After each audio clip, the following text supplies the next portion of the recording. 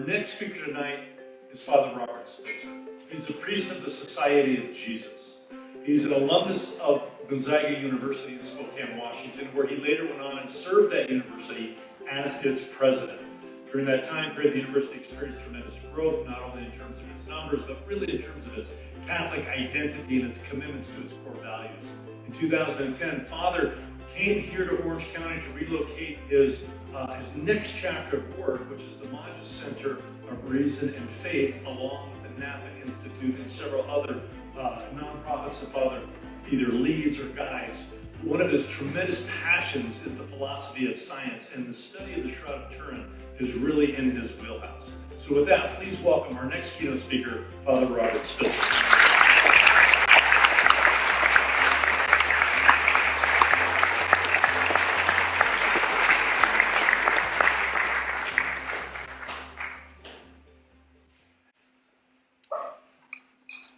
It's a real honor to be with you and to be especially with Joe Marino.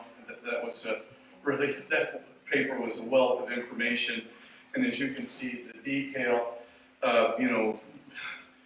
throwing into question the 1988 carbon dating is so, right now, thick, so dense. How much evidence is needed? Not much more between the textile evidence, between the chemical evidence, and of course between the various kinds of photographic and other evidence. I think it's pretty clear right now that 1988 carbon dating was done on samples that were not from the fabric. I'm just going to cover 4 major areas this evening. By the way, there's a couple of free papers you might want to read. The first one, if you just go to themonticenter.com, you can just click on a free article. You just go to free articles and videos, scholarly articles and videos, and just take a quick look for the one that says Science in the Shroud of Turin. It's much more general than Joe's paper, which really focuses not only on the 1988 carbon dating, but on the actual cloth itself. I'm going to just talk about 4 areas here. The first area is going to be some other tests that have been done. So how else could the shroud be dated besides the carbon dating? And so this complements Joe's paper. The second area that I'll take a look at is the I'll look at the area of the blood samples themselves and just what they signify in terms of evidence for the crucifixion. Third area that we want to look at is the image formation itself, and what does that indicate in terms of maybe some evidence for the resurrection even, and then a quick overall history of the journey of the shroud, based on a few different kinds of evidence, which I'll talk about in a moment. But right now, let's just concentrate for a second. You can see that the shroud itself here, you've seen so many great pictures, so I'm not going to talk very much about it. You can see that the shroud itself is a photographic negative image. You can see the precision of that photographic negative image. You can see also, it's almost literally a very precise photographic negative image, and it has not only 3-dimensional qualities, but as Dr. Gustafsson was just saying, 3-dimensional volumetric qualities that really do, not only are difficult to replicate, but probably means that the body had to turn what we call mechanically transparent or spiritual. And by the way, Dr. Gustafsson knows far more about these experiments than I do, and probably ought to call him up at some point if he wants to add further detail. But let me just get to the point at hand and start right where Joe Marino left off. And our first thing is, well, what are the other kinds of indications of date that have we found? Dr. Giulio Fonti did 3 tests, and Dr. Ray Rogers, the person who Joe was mentioning several times, did a vanillin test.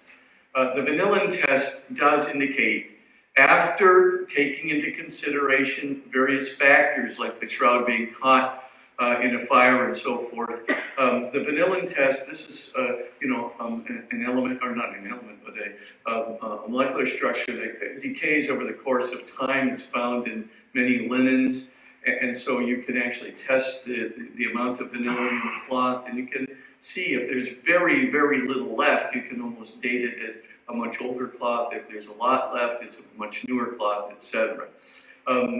Certainly, Dr. Rogers at that time determined that the vanillin test, even after consideration that there might have been considerable, difficulty with the fire embedding carbon and so forth into the fiber, and also some damage that might have caused the breakdown of vanillin in the fire because it would have heated up. He determined that this probably came before 800, so way before the 15th century time that was determined by the 1988 carbon dating. Giulio Fanti went ahead and did a Fourier-transformed infrared spectroscopy. This test essentially, again, looks at other elements that break down over the course of time. You can actually excite them molecularly by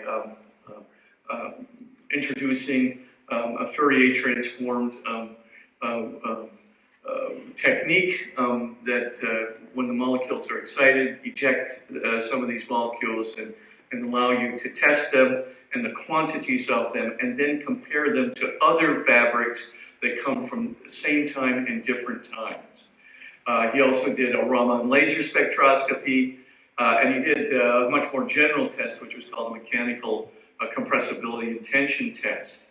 When you kind of combine all the evidence, we can say at least this with fairly good certainty that a date of around the 1st century is not out of the question. Some of the tests, mechanical tests, the compressibility and tension test would allow for a date that would be later, and some of the other ones would allow for a date that would be earlier. But a date around the 1st century with a high degree of confidence is not out of the question. So other dating techniques suggest that the Shroud, beyond the carbon-14 dating now, suggests that the Shroud is much older than the 1988 carbon dating revealed. We have 3 external manifestations, both of place and date. There are pollen grains embedded in the Shroud itself, the pollen grains, though it's difficult to date them. You can certainly judge the place that they're from. This was first done by Swiss criminologist Max Frey, but since that time has been reinforced by others who have tested these pollen grains that are embedded in the Shroud. And as we'll see in a moment, the vast majority of those pollen grains do not come from Liri, France. They don't come from Turin, Italy. They really even don't come from Constantinople or Edessa, Turkey. They come from Jerusalem. And by the way, as we'll see in a moment, there are 4 indigenous grains, pollen grains, that come from Judea and never have been found really beyond northern Judea. And our next speaker here will be very familiar with this data, and we'll probably be talking about the pollen grains in much more detail tonight. But Jerusalem, it was definitely in Jerusalem. And a very crafty medieval forger in the 15th century did not embed this proliferation of this kind of indigenous pollen grains that are not even found in Europe. And certainly in the case of 4 of the grains, not even found beyond northern Judea, craftily embed this in the cloth.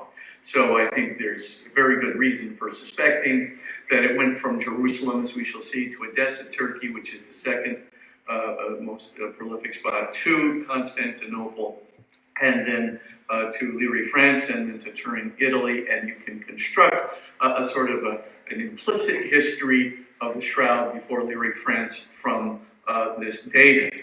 So that's one thing. But again, dating the pollen grains will not give you much in the way of dating, except to say that some of the pollen grains that Max Fry identified came from very, very low levels. You used stratigraphy to sort of date it, and he discovered that many of these pollen grains could well be quite old, that were from northern Judea, but it's not an accurate dating technique. The second thing is these coins. Joe Marino already mentioned Dr. Alan Wanger and also his wife, who basically did a digital overlay technique to show that there are coins actually on the man's eyes in the shroud. And those coins that were placed there, and by the way, it was not unusual for someone whose eyelids came open after death. It's not unusual to put a small coin like a Roman lepton on the man's eyelids to keep them shut, as they laid the body in the tomb.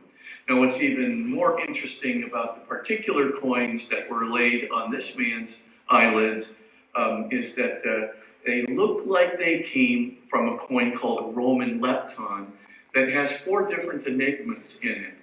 And those 4 enigmas resemble only one minting of a Roman lepton that we know of. And that's a minting that was done by Pontius Pilate in 29 AD in Jerusalem. And those coins, actually, as I said, Dr. Alan Wanger, the man that Joe mentioned, actually, this is his result after doing a digital overlay technique with other coins, right? So we have some of that special minting, some of those coins in various collections that have the same enigmas. So you can actually use a polarized technique where you can, a digital overlay where you can actually look at the one, the one from our collections versus the one on the man's eyes. And here's, Joan is going to read what Dr. Wanger found. We have done this by means of the polarized image overlay technique that we developed, which enables the highly accurate comparison of 2 different images and the documentation of the various coins and ruins. Using the forensic criteria for matching fingerprints, we feel that there is overwhelming evidence for the identification of the images and the matches with the coins. Did a very crafty medieval forger in the 15th century get a hold of this exceedingly rare minting of these 2 Roman leptons done by Pontius Pilate, 29 AD in Jerusalem, and placed them on the mannequin or the body that was used to make the forgery? Did he really pull this off? I don't think so. Again, it looks pretty clear that there may be some, good probative external evidence that leads to the conclusion that this shroud may have originated around 29 AD. And there's a third indication of that called the face cloth of Oviedo, or the sudarium of Oviedo, or sometimes the face cloth of Jesus, which is laid now in the cathedral there in southern Spain, and actually Isidore of Seville and others in the 7th century, St. Isidore of Seville actually witnessed it, saw it. And if you just to skip one over to the actual sudarium, you can see the face cloth, this picture of the face cloth there. And you can see that it has blood samples on it, or blood stains on it, but it doesn't have an image. Now, if you again do a digital overlay of the Sudarium Christi's blood stains, and you actually put that over against the face on the man in the shroud. And by the way, what is the face cloth before I get there? It was common in burial practice, in Jewish burial practice, especially for a victim that was tortured or tormented, right? You'd have pleural edema fluid, right, coming out of the man's nose and so forth. You'd have the jaw going up and down, when you're trying to move the body, let's say taking a body down from a cross and moving it to a tomb, and of course, if that person were beaten and tormented, right, it would be a very macabre sight indeed, especially for someone like the mother or the family or the friends to witness a face like that. So you just took the cloth, and what you do, you actually put it around the man's face, over the top, down the nape of the neck. Now, you might remember from John's Gospel, right, when Peter and John get over to the tomb there, what did they find? They found, a cloth, the face cloth, rolled up in a place by itself, and the linen separate from that cloth. It is thought that this cloth, which was the face cloth used to transport the body, right, of a tortured victim, that would be the Sudarium Christi, and it was, of course, taken as a relic. And after the resurrection, it would have been prized or valued as a relic that they would have called the face cloth of Jesus. So, what's the point? The point is we have a fairly good established provenance of that cloth dating back to 616, and an incredibly good provenance going back to about 710, when the face cloth is placed in the cathedral there at Oviedo.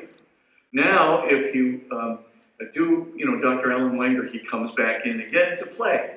This is his area of applied optics, and he does the digital overlay technique.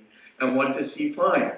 Remember, there's no image on the face cloth, only on the shroud. So there's only blood stains on the face cloth. So when you do the digital overlay, he found 70 points of congruence in those blood stains between the shroud and the face cloth of Oviedo on the front, and 50 points of congruence on these irregular blood stains coming from the crown of thorns, right? Coming from beatings that took place, during the actual torture and torment and so forth. And of course, when the head went back and the thorns from the crown went and gouged the back of his neck, right? All of these things, there's 120 coincidences of these irregular blood stains from the highly unusual crucifixion of Jesus with a crown of thorns, which makes sense only because of the accusation against him claiming to be king of the Jews. Now, you've got 120 points of congruence in a digital overlay technique on the top of the head, the face, the back of the head, and the nape of the neck. 120 irregular. Do you know the odds? And by the way, matching pleural edema fluid stains too. The fluid that was coming out of his nose, etc. They're matching stains of the pleural edema fluid. Plus, no image, right? We can calculate where the nose was relative to the cheekbone. Identical nose and cheekbone and distance between the two, and a variety of other things. Do you know the odds of getting all of these points of congruence by pure chance without both claws touching the same face? Astronomical! I think it is reasonable to infer that these two cloths, one without an image and one with, touch the same face of a most unusually crucified man with a crown of thorns. Hallelujah.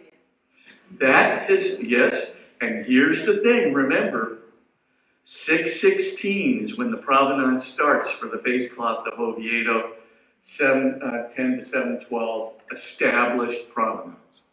If that's the case, then that shroud, if it touched the same face as the face cloth of Oviedo, it certainly must go back before 700 and even 616 AD.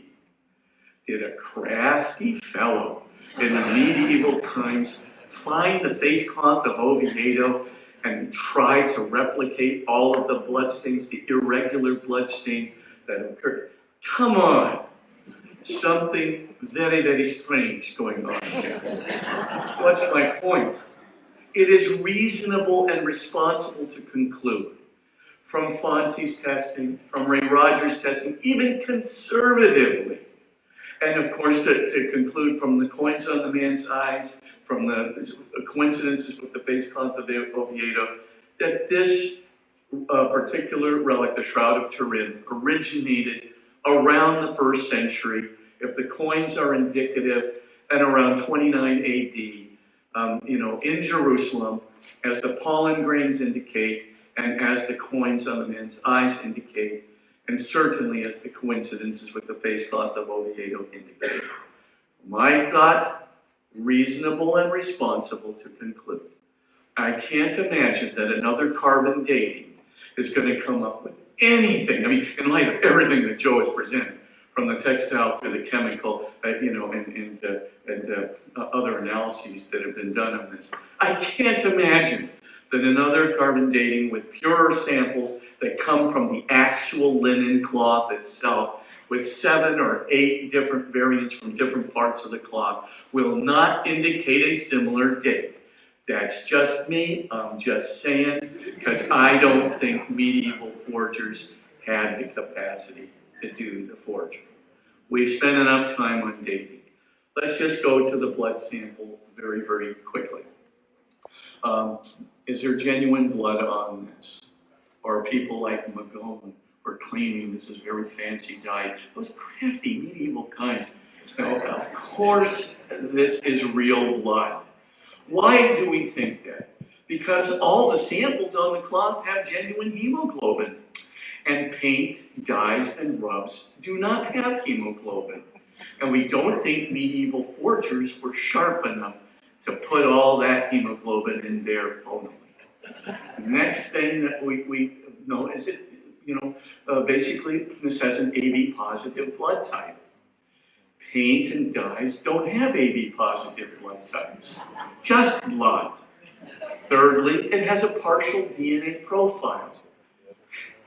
Paint and dyes don't have DNA profiles. The point I'm trying to make is, it's blood. Can we determine anything from that DNA profile beyond the fact that this is a man? No, we really can't.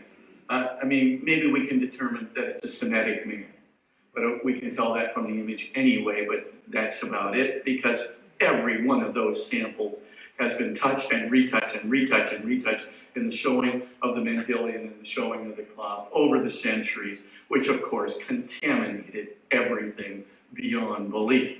Of course, they didn't know we were going to subject it to a DNA test later. So what's the point that I'm trying to get to? It's blood of a Semitic man with AB positive blood type, enough said. Now, what's indicated by the blood is really interesting, and then we'll get into how is it produced. So we know the gospel story of Jesus' crucifixion. This is going to be very, very quick here, very general. There's a lot more to be said for this on some articles on magicenter.com, and you can get a much more detailed analysis. For the time being, let's take a look at the first unusual feature, which we've already mentioned, the crown of thorns. This is highly unusual. Crowns of thorns were not typical in crucifixions, but they might have been present in a crucifixion of a person who claimed to be a king. And of course, it does make sense. This is typically Roman cynical kinds of things. Second thing is that crown resembles a Roman crown, not a medieval crown which goes around the forehead to the back of the head, but leaves the top of the head open, right?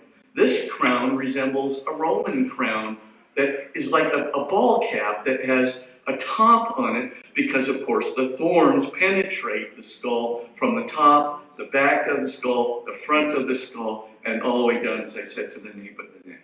So this is a kind of a Roman crown. Very interesting that medieval forger, once again, knew how to distinguish it from a medieval crown, which of course, all the big pictures that we have of the crucifixion came out of the Middle Ages. Not one of them has a cap. Only the medieval forger figured that out. So this is really amazing. I mean, it gets more and more strange. So that's another point that should be made. Again, unique to Jesus' crucifixion, and of course, a Roman crown. Second thing is the spear wound that's there. The spear wound is definitely compatible with the Roman lance that the legionnaires did carry, and that has the triangular tip on it. That's for the thrusting, and then to be able to pull, and you can do as much damage as you can on the way out. Is the idea of the lance. So you can see that the lance wound, by the way, not unique, but very unusual, exceedingly unusual to have a lance wound in a crucified victim. Why is that? Because the Romans wanted to make the crucifixion last as long as possible for optimal suffering of the victim. We're going to put him out of his misery unless it was the Passover and the Jewish officials and authorities were anxious to make sure that that body would be dead and off the cross. And so, of course, it's just a test, because in Jesus' case, he was already dead. So all they did, they weren't putting him out of his misery, right? They were just making sure. And what did they do? Thrusting the spear, this lance, between the fourth and the fifth ribs at about a 44-degree angle, right? A lot of fluid, would be clear fluid, had gathered up into the thoracic cavity, into the chest cavity, and the spear would have gone up at that angle, and it would have just gone right through all that fluid buildup in the thoracic cavity and right into the heart, which would have made blood and water flow out. This is precisely what we get in John's crucifixion narrative. John's crucifixion and resurrection narratives are playing a big part in this, because a lot of the time people thought John's doing some baptismal symbolism. But maybe he's not. Maybe he's doing exactly what he said he's doing. This was seen by an eyewitness, and he knows that his testimony is true. So I'm just saying, this looks like real historical fact, outflow blood and water.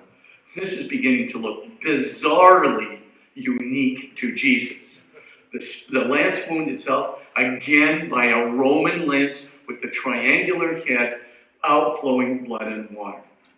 We have a third unusual feature, and that comes in the whipping of Jesus. And we notice that the whip that was used, by the way, whipping could have happened and could have been even, a part of crucifixion in many, many crucifixions to really enhance the pain of the victim. But in Jesus's case, this man was whipped many times, and the man on the shroud was whipped over 120 times. That means that, you've got, he was, I shouldn't say whipped 120 times. He had 120 lashes on him. And you can tell that he was whipped from the left and from the right. And the guy on the left was taller than the guy on the right, and whipped him across the back. And of course, it was done by a specifically Roman flagrum, which was used by what? Legionnaires. Once again, it was an instrument of torture carried by the legionnaires, and the whip went around, and it had bone chips and metal, like ball-bearing things, little barbell things at the end of the whip, and it would come around, both sides of the man, across his sides, down his buttocks, down his thighs, and down his calves, all the way down to his ankles. So we can see, that he was whipped by this triple whip. It has the three strands, and each of the strands has the lead or the bone chips at the end. And so again, this is an extraordinary number of times, sure to almost kill a person. And maybe this was actually what did kill the man on the shroud in the end. That many lashings would almost weaken the man to the point. Obviously, he could not carry the crossbeam of the cross on his shoulders, certainly for very long. and he seems to have died a relatively short time. I think 3 hours is a lot of torture, but you can see that this seems to be extraordinary again. We now get to the fourth area, and that's the nail wounds in this person. Pierre Barbet had once suggested that the nail wounds went up through the wrist and into the cross. Dr. Zujabi has altered this with very, very good anatomical evidence. He's a pathologist in New York that has done some very, very important studies of the shroud, all of which are available on shroud.com. But the point is, if you actually look at this, it looks like the nail probably went into the upper part of his hand here and then angled downward into the shroud. You couldn't have put it into the fleshy part of the hand, because if you did, it would have torn right out. But up here, that would have worked. And angling downward, and he makes a very, very strong case that it does go through the man's hands and then downward into the cross. And then we don't know whether one nail was used for the feet or two nails, because the feet could have crossed over each other, and they could have put the spot, on the upper part of the heel, from the front going downwards again, angling downwards. They could have used one nail with the feet put over each other, or two nails in both feet. Impossible really to tell right now as we can determine it, but very much resembling the Gospels. So that's just another incredible coincidence. And by the way, nailing on the cross was not unique to Jesus, like the crown of thorns, or almost unique to Jesus, like the lance thrust. But it again is particular to Jesus' crucifixion, and it's the combination of all four of these things that makes two conclusions seem reasonable and responsible. The first is that this resembles Jesus' unique crucifixion. And secondly, the gospel accounts of it are uncannily accurate. No question. Now, the last thing, of course, is the fact that the blood itself, going back to the blood now, can I zip back to the blood for a second? And I'm just going to put the blood of the man on the shroud. It seems, at least from the PLOS One study, that it is reasonable to conclude that because of the high volume, high amounts of creatinine and ferritin and their admixture in the blood on the man in the shroud, it seems very plausible that this man was tortured. And here's the conclusion that Joan's going to read of the PLOS One study that suggests not only that the man was tortured, but the idea of a forgery being produced in the 15th century to produce this blood is almost out of the question. This is not a situation typical of the blood serum of a healthy human organism. High levels of creatinine in the blood are observed in the case of strong trauma. There is wide recent literature reporting an interaction between creatinine and ferritin in fatal accidents, or as a consequence of the rhabdomyolysis due to torture. This result cannot be impressed on the Turin shroud by using ancient dye pigments, as they have bigger sizes and tend to aggregate. And it is highly unlikely that the eventual artist would have painted a face by using the hematic serum of someone after a heavy polytrauma.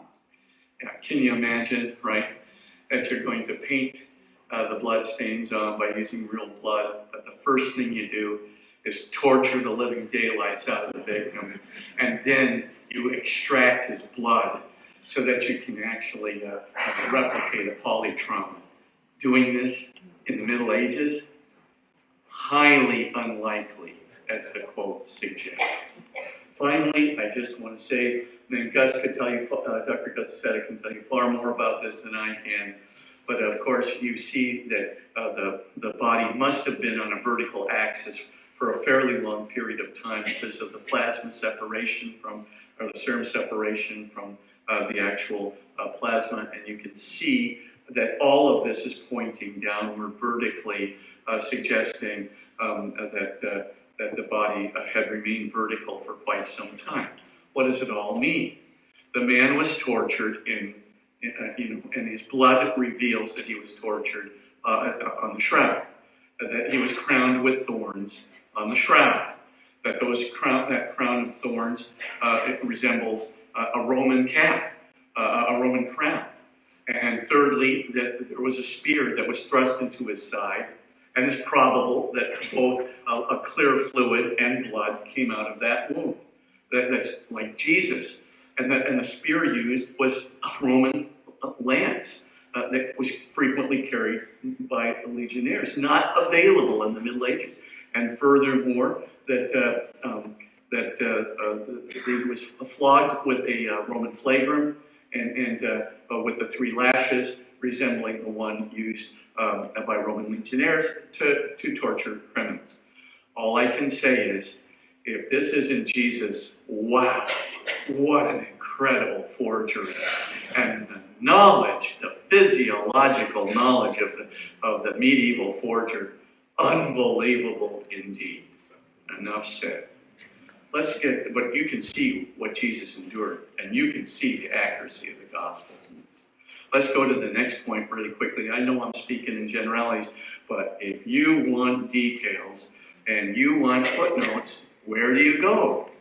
MonteCenter.com, click on Science in the Shroud of Turin. And if you want even more details to all these articles, if you go into the footnotes in that article, Science in the Shroud of Turin, there's all these clickable sites to Shroud.com. Just click on those articles and takes you directly to the scholarly article. Unfortunately, I didn't have Joe's article in there, but I'm going to get it in there. And you know, lock, stock, and barrel, because he's got so many citations and pictures. It's fantastic. Okay, so let's get to the image formation and the evidence of the resurrection.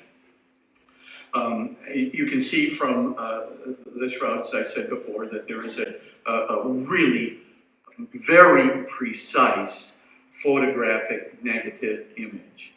But as Joe Marino and Dr. Gazzasetta implied, right, this image is very strange because it's literally sitting on the uppermost surface of the fibrils.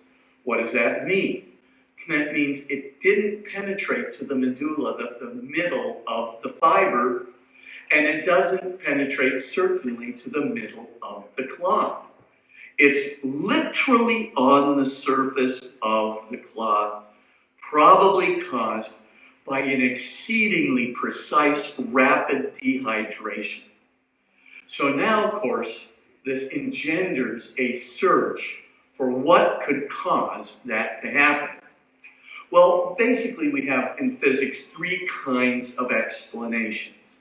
We can have what we might call a molecular chemical explanation. That's possible. So was it a dye? Was it a paint? Was it a rub? Etc. Number 2, we have also what we call heat radiation explanations. Okay, so was there sufficient heat radiation to scorch an image of this kind of quality? As we'll see, would that be the case? And thirdly, we have light radiation. Now, normally heat radiation accompanies light radiation according to a series of equations which every Physics 101 student has probably seen. But this particular fabric, this image, let's go to the chemical explanation first. Could the image have been produced by vapors? No. Vapors would have, well, let's try an easy one. Liquids, like a paint or a dye. They would have penetrated not only to the medulla of the fiber, they would have penetrated right into the middle of the cloth and then began to spangle, right? They would have then begun to separate. So you would have seen a great deal of penetration and a great deal of fuzziness, which you do not see on the Shroud of Turin. It's precise, it's on the surface, and it's a photographic negative image. Secondly, how about a rub? Could we have done that? So rub to it, some ointment, right, and so forth and so on. Lots of problems with a rub. because there's all kinds of places where the actual shroud didn't touch the actual body to get the rub on it. A rub would have made a much fuzzier or blurrier image than the one on the shroud, and rub chemicals at certain places would have penetrated to the medulla of the fiber. Not a rub. Vapors, well, vapors might explain where the shroud wasn't touching the surface of the body, but the problem with vapors is they do penetrate, of course, to the medulla, the middle of the fiber, and to the middle of the clot. And there's going to be remnants of those vapors, those chemical remnants of the vapors in the middle of the clot. Vapors ain't it, and they're much blurrier than, of course, the precision of the image on the clot. And by the way, vapors, rubs, dyes, and so forth do not produce three-dimensional volumetric images. There's only one way you're going to do that, and that's light. But we'll get to that in a moment. Some form of light radiation. Now, what's wrong with heat radiation? Well, if heat radiation did this, it would have to do it by means of scorching. And if it did it by means of scorching, you could tell that in three different ways. Number one, you just fluoresce anything that's been burnt, and you can see right away it's different from something which has not been burnt. You know, this is, a basic fluorescing 101, right? It doesn't take much to see that. The second thing that's evident when we're dealing with heat is that it's definitely going to do damage to the interior of the fibers and the clot. There are going to be points of intense heat which are going to penetrate. It's not just going to sit there on the surface of the clot, right? If you're going to take a match or you're going to take a hot iron, you're going to find all kinds of places to break through into the middle of the clot. It's not going to be sitting on the uppermost surface of the fibers. So that's heat radiation is out. Well, that leaves us with only one known physical explanation that we really have, and that is some form of light radiation.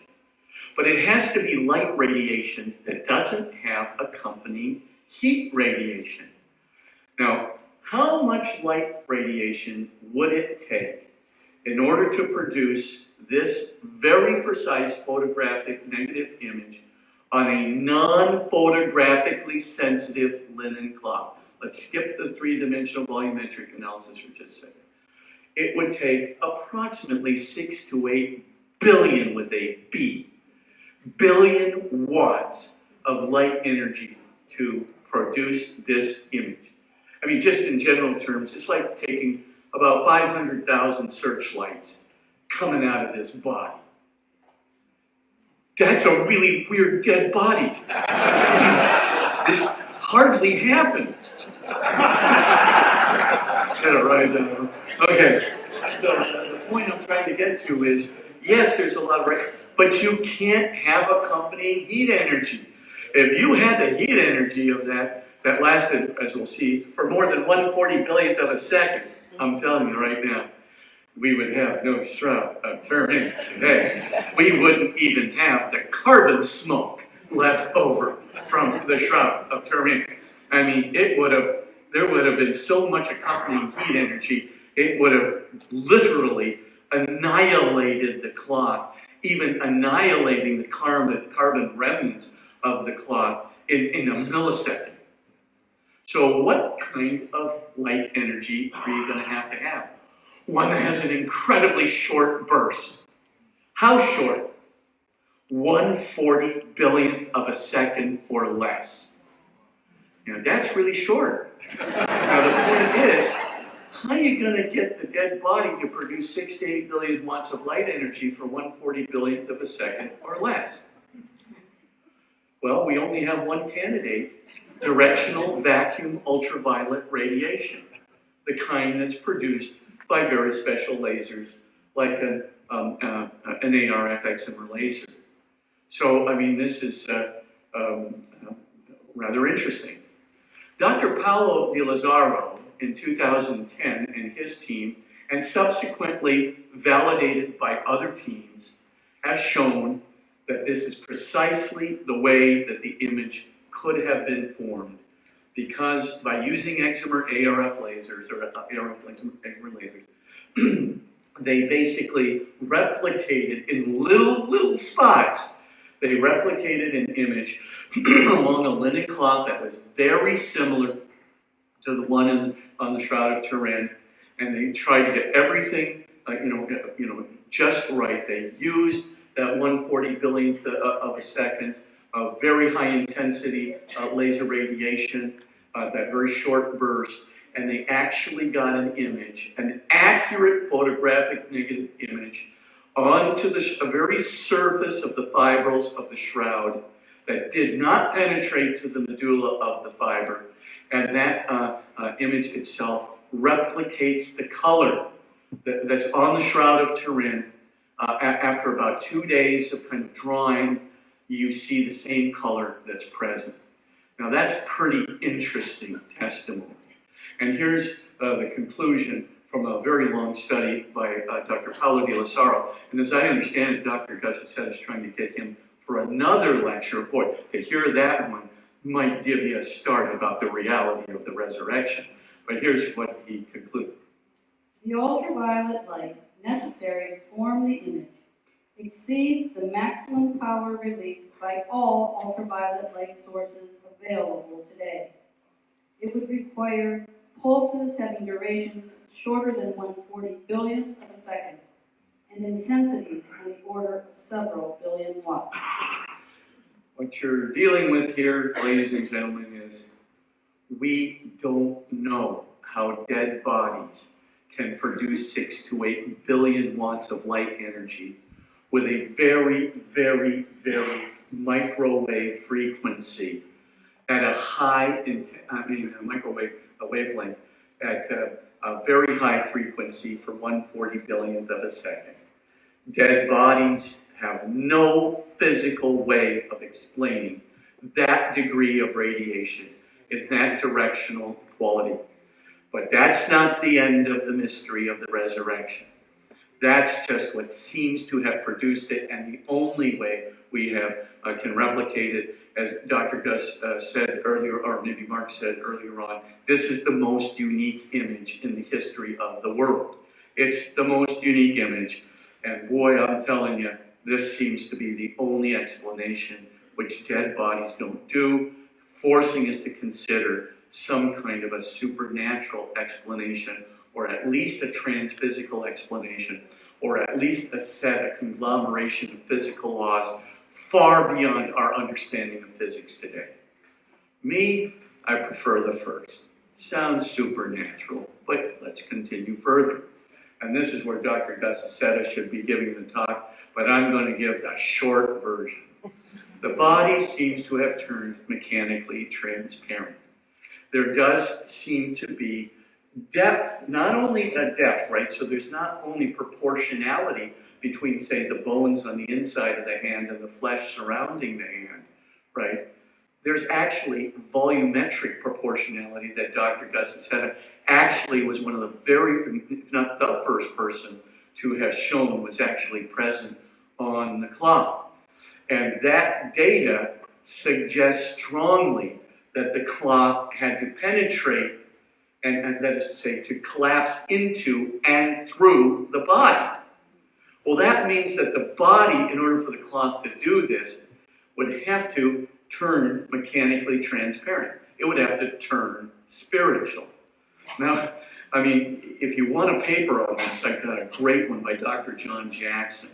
It's a longie, and it is a complex one, but he takes 8 different quantitative variables on the shroud, and he tries to reconcile all 8 of these various quantitative factors that were produced on the image, right? You know, with the proportional and volumetric depth, and he finally concludes there's only one way of explaining this, and it's a very convincing article. Do I think it's the only possible explanation? We don't have another explanation right now. I can't say it's the only one, but there's nothing else available to us in physics to explain the coincidence and the numbers that John Jackson has, painstakingly worked out to show that this cloth would have to penetrate, collapse into and through the body in order for the image that we know of to be produced. So we've got two great mysteries. By the way, dead bodies don't normally turn spiritual. This is generally something reserved to Jesus' resurrection. We have now two coincidences, which are really important. The first coincidence, and this, like I said, we're talking not just about the resurrection, and a very good evidence. Again, it's probative evidence. It's not, beyond the shadow of a doubt, but it's really probative that suggests that there was a supernatural cause or supernatural transphysical agency producing both the light and the spiritual or mechanically transparent quality of that body. And that is an interesting fact. Not only is this shroud a relic of the resurrection, not only is it a relic of a supernatural cause of that resurrection, but it happens to correspond to the two enigmatic features that differentiated Christianity from Second Temple Judaism. You gotta remember, the early Christians did not want to separate from the synagogue. And they wanted to maintain the doctrines and traditions of their forefathers. They didn't want to abandon Abraham, Isaac, Jacob, Moses, the prophets. They didn't, because Jesus himself saw them as consistent with what he was doing. It was Jesus who cited the Old Testament. Jesus who cited Elijah and Moses with great reverence. They didn't want to separate themselves at all from Second Temple. Second Temple Judaism are the set of doctrines that arose between the building of the Second Temple. So going from the 5th century BC to 70 AD, right, you had a whole set of doctrines, during what's called the period of the Second Temple, the building and then the remaining of the Second Temple, right after the exile. The readings we've been doing just recently with Cyrus and Darius and the reconstruction of the temple. Okay, so what were the two ways in which Christianity separated itself from Second Temple Judaism? This is really enigmatic. Why would they separate themselves from those doctrines that they truly believed that Jesus adhered to them and cited them? Because they thought it was true. What's the first enigma? It's about the Messiah. That's the hello. The Messiah is not just going to come some indefinite time in the future. He's here. So the Christians separate themselves from Second Temple Judaism right there. But interestingly, a most important way in which Christians separated themselves from Second Temple Judaism is the resurrection. Number one, Second Temple Judaism said that the resurrection from the dead would happen as like a resuscitated corpse. A physical body would be restored, but not a spiritual body in glory and power and light. Glory and power and light, ringing a bell. Here we have, right, something sounds like, the evidence on the Shroud of Turin about the resurrection in the very capacity, in the very way that Christianity separated itself from Second Temple Judaism, which they did not want to do. There are other kinds of things, like the beginning of the parousia, but most importantly, what Christianity did was they made the resurrection as the central doctrine, this spiritual and glorious, light-filled, powerful resurrection, not a resuscitation of a corpse. That was Jesus raising the dead, but his resurrection is a complete transformation, right, in power, glory, in power and glory. Am I 15 minutes? Okay, thank you. I'm going to have to sum up in 10.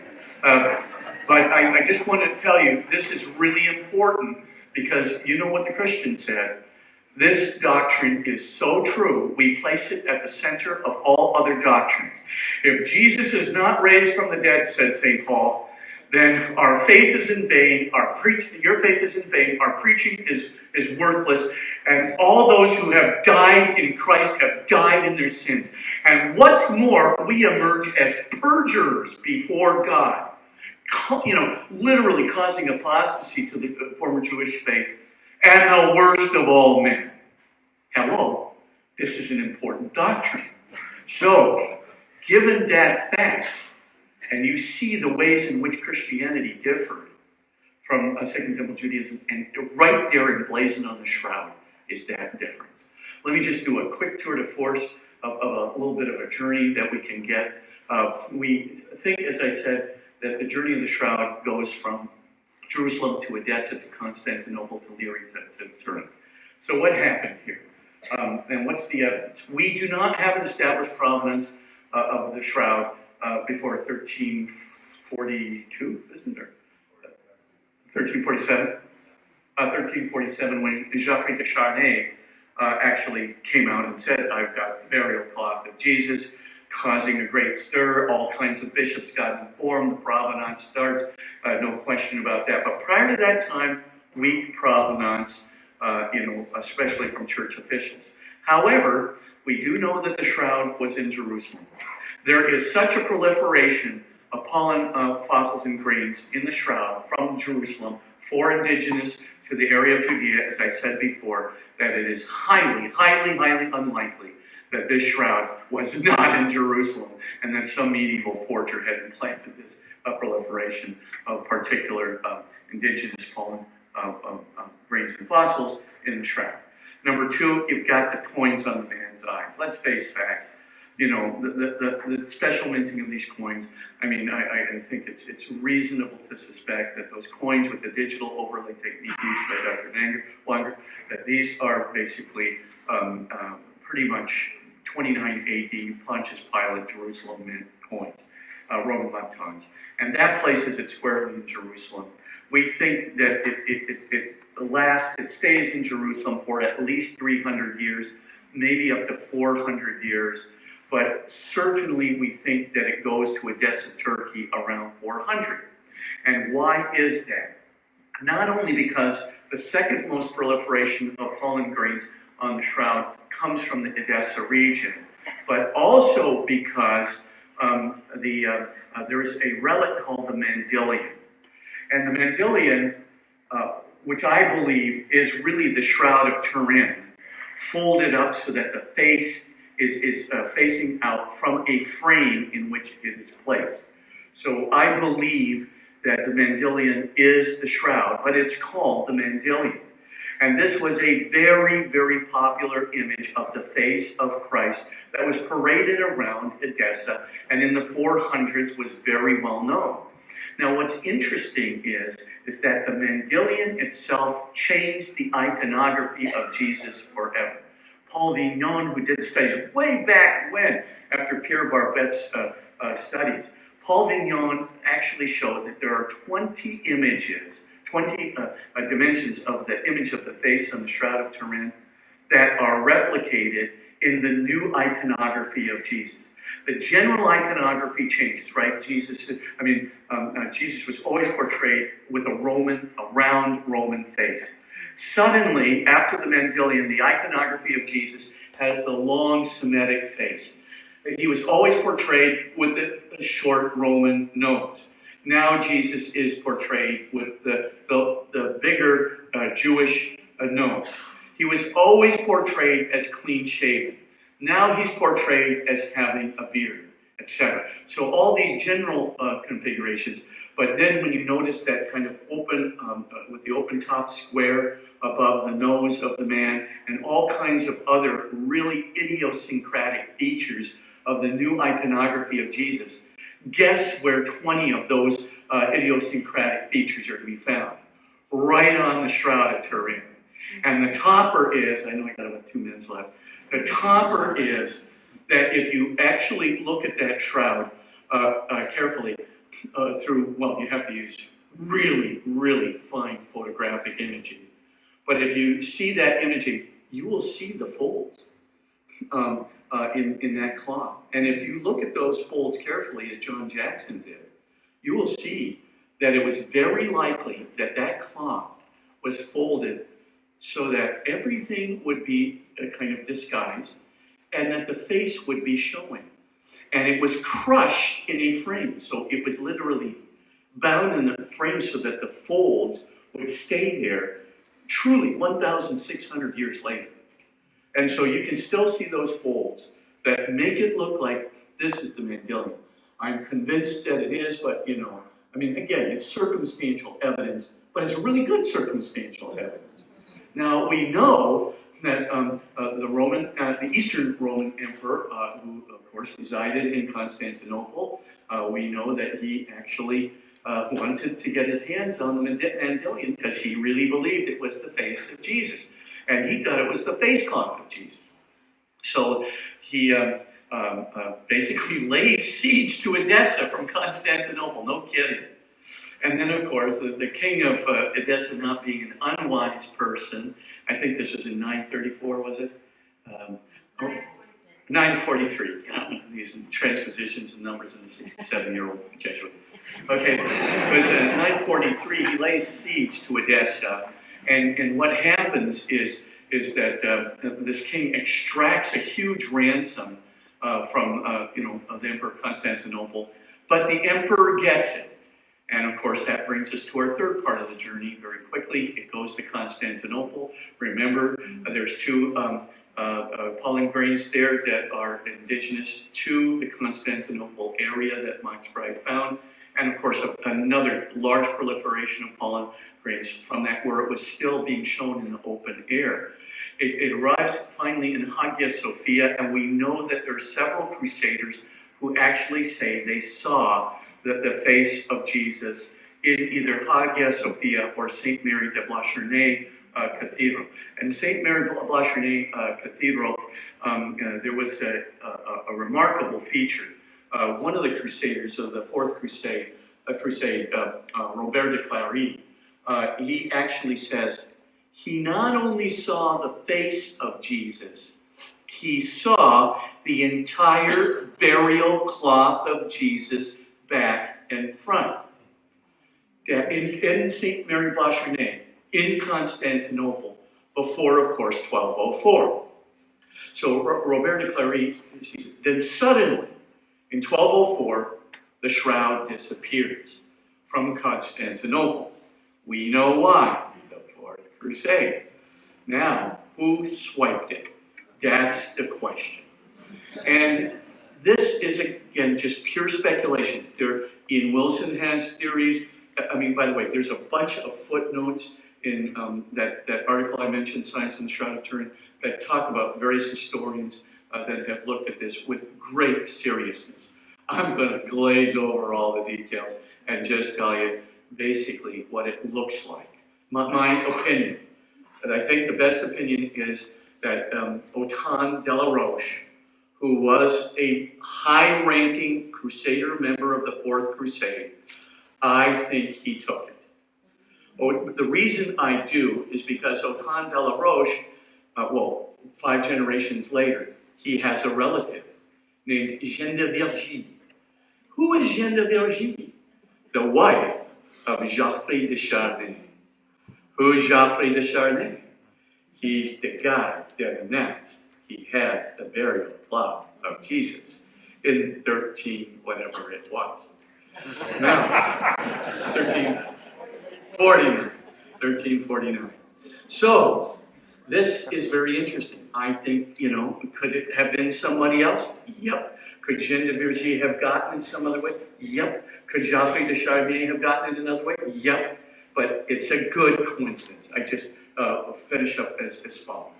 If you look at that, then you can see, of course, the provenance from 1349. Of course, we have already heard from Joe Marino that the shroud was caught in a fire, I think in 1532, was it?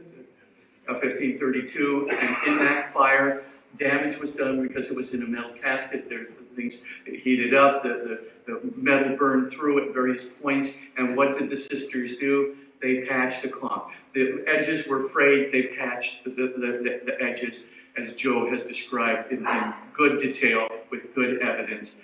Enough said. And finally, after 1532, it moves from Chambéry, France, to Turin, Italy, where it is put there, I believe, in 1579, somewhere around that area, where it remains to this very day, and many of you have already told me that you have seen it.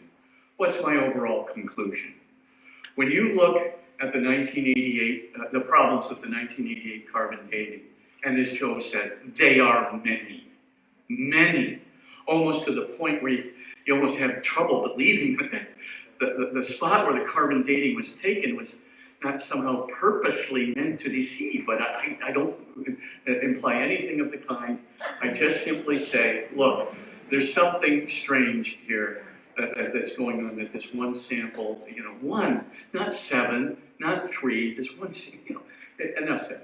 The second thing is the other dating tests that certainly put it within the realm of plausible first century origin, certainly before 800 or 600, these other tests would put it. Certainly the coins on the man's side, certainly the coincidences with the coins on the man's side put it the first century, 29 AD. Certainly you go through the evidence, that the coincidences, the congruence points with the face cloth of Oviedo, that we have a provenance for it in 616. Certainly you can see the journey of the Shroud through the Pauline evidence. Certainly the unique crucifixion of Jesus, especially with blood, with high levels of creatinine and ferritin and mixed together, as would happen in a person who had been tormented in a polytrauma.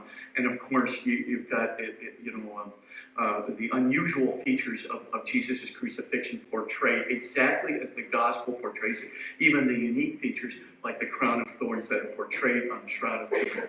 Then you see that it is likely that there was a very strong pulse of about 1/40 billionth of a second. Can I prove it beyond belief? No, but I don't have any other physical explanation, and none is readily available, that this image was not created by a pulse of about 1/40 billionth of a second of directional vacuum ultraviolet radiation of about 6 to 8 billion watts. About 500,000 searchlights worth of light energy bursting out of that body. And then, of course, it turns mechanically transparent, i.e. spiritual. And, of course, this is not done normally by human bodies. This corresponds precisely to the Christian accounts of the resurrection, the exact ways in which it differed from Second Temple Judaism. What's my conclusion? I'm thinking this is a very authentic burial shroud of Jesus Christ himself, with all of the indications of the torment that he suffered and the glorious resurrection that he underwent. And of course, putting it all together, I think this is something which we need to give to our young people, as Dr. Gus and Mark started off with. This is something, I do this all the time. If you go to crediblecatholic.com, which is where we have all our curriculum for our young people, just click on to crediblecatholic.com, click on the 7 essential modules, and go to volume 4 of module 4 of the 7 essential modules. Just go to that module, and you'll see that 2/3 of that unit on the reality of Jesus and the resurrection, 2/3 is on the Shroud of Turin. Let me tell you what those kids do when they hear this evidence. Their jaws drop, and they just simply say, "No way." And I say, or a teacher say, "Way, for sure." And of course, this is what I think we're facing when you combine everything that Joe said with all this other evidence that we have gathered from the most scientifically tested artifact in human history. All I can tell you is God thought about this 2,000 years ago and all the scientific tests that it would generate and pass through, and just thought in a great humorous moment, gotcha. Thank you so much, everybody.